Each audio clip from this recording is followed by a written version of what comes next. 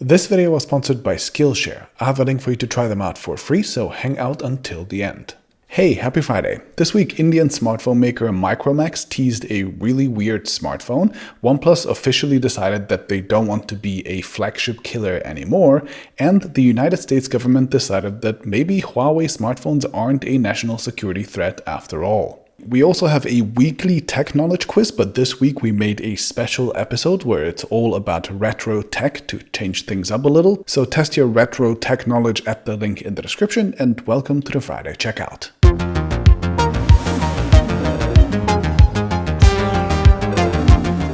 Okay, my pick of the week will be some speculation around a really weird teaser that Micromax recently posted. So if you remember, last week we talked about Huawei reportedly looking to sell its Honor smartphone brand to free up some cash, but we didn't quite know who the buyer would be. Separately from that, also last week, Indian phone maker Micromax announced that it would revive itself and introduce a brand new phone focused on Indian users. Well, this week Micromax announced a teaser for that phone, and guess what? It looks exactly like an Honor 9X. The two look so similar, in fact, that I do not believe it can be a coincidence, especially given the timing and given the fact that Micromax has been a distributor of Huawei phones since 2019. Huawei has a smartphone brand it wants to get rid of, and Micromax wants to have a new smartphone brand. I think if it fits, it sits. Now, I don't quite understand how the exact details will work because Micromax, I don't think, has anywhere near enough cash to actually buy Honor outright, but I'm sure we'll hear all the details very soon.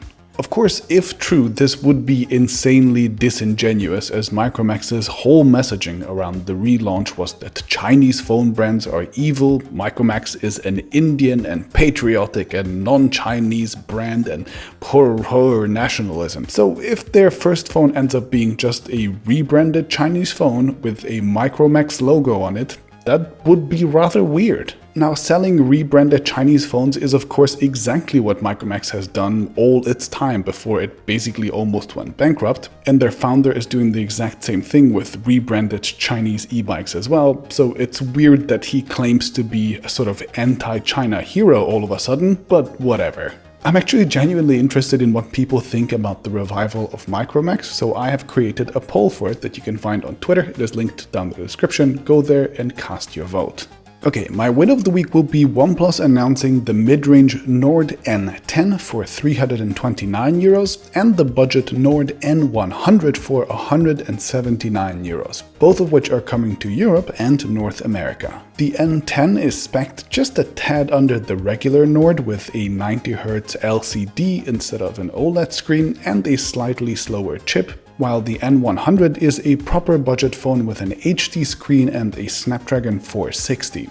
And as you'd expect, both appear to be slightly modified versions of existing A-series Oppo phones. The announcement was weird, there was just a very vague forum post with a few details, but the extra curious thing is the timing here, as they were both announced just as co-founder Carl Pei left the company. I think if you add everything up from this year, like Carl leaving or OnePlus finally having a full portfolio with cheap phones and a flagship that costs more than its Samsung equivalent, or the company abandoning stock Android and embracing its own software skin, I think it all adds up to one thing. The transformation of OnePlus is complete. It went from being a scrappy enthusiast flagship killer brand to becoming a mature, major smartphone player, and it wants to play in the big leagues.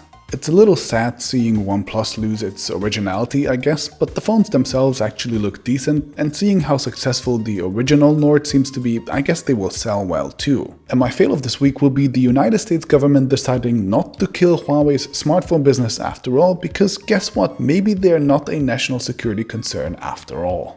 So you have probably heard by now that starting September 15th, the United States government banned all chip makers using US technologies, which is basically all of them, from supplying Huawei without a license, which included companies making processors, camera sensors, display drivers, everything. This, of course, would have essentially been a death sentence, but this week the United States government decided that, you know what? Huawei smartphones aren't actually a national security concern, only their networking equipment business is, so it's undoing that ban and giving some smartphone suppliers their licenses. For now, that includes camera sensors from Sony and OmniVision, as well as Samsung OLED screens, but not yet the more general purpose chips like memory chips from SK Hynix or processors from TSMC, and no Google software yet, of course. And I could try to rationalize and explain it somehow, but I don't think there is a good faith explanation to what the US is doing here.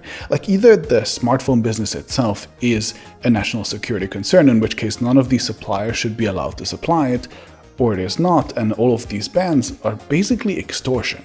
The US seems to use Huawei's phone business as leverage. It squeezes it so it gets China to concede over things like trade, but it can't squeeze it to death because then the leverage would just go away. As I said last week with the Mate 40, things were starting to look really dire, but just like clockwork, this week the US loosens its grip just a little. Like almost all experts have said, it was always the networking equipment that was the real national security concern, not smartphones being used by normal people. And I guess the US has finally, even if indirectly, admitted to that. If you are a normal person and you just want to protect yourself or maybe your parents online, guess what? Skillshare has a fantastic class for exactly that. It's called Cybersecurity for Normal People, and it goes through the actual measures normal people should take to stay safe online. There are sections on building good habits, solid explanations of passwords, two-factor authentication, connected apps on social media, encryption, and more, and it's all really approachable and actionable. If you think some digital hygiene is overdue for yourself or maybe a loved one who you don't have the patience to walk through all of the day-to-day security stuff, then check out this class or send it to whichever friend or family member needs it. Skillshare has tons of great classes on everything from animation to graphic design, photography, or web development, and the platform is designed for learning, with a structure for each class, a way to submit class projects, discussing with the instructor, and more. The first 1,000 people to use my link in the description will get a free trial for Skillshare Premium, and if you decide to keep the membership, it's less than $10 a month for an annual plan. So check it out, happy learning, and I'll see you next Friday.